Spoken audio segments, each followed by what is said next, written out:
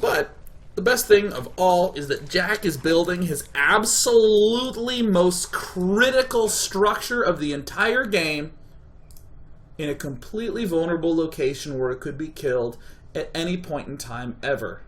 Doesn't this sound like every sci-fi movie you've ever seen, huh?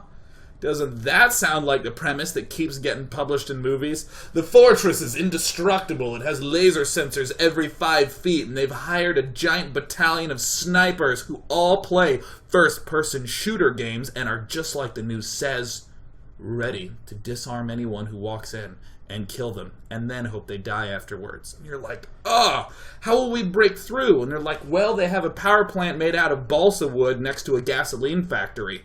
And if we take that out... And I'm kind of like, what? A balsa wood is...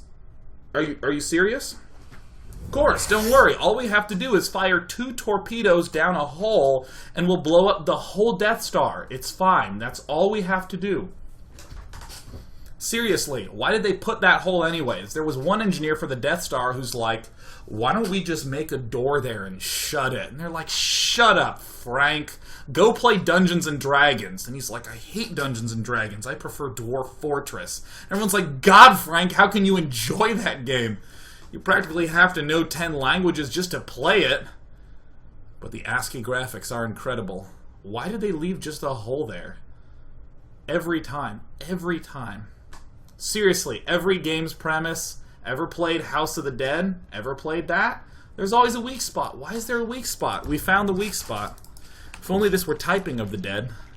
I'm really good at typing of the dead, even though I don't speak Japanese. All those letters flowing down.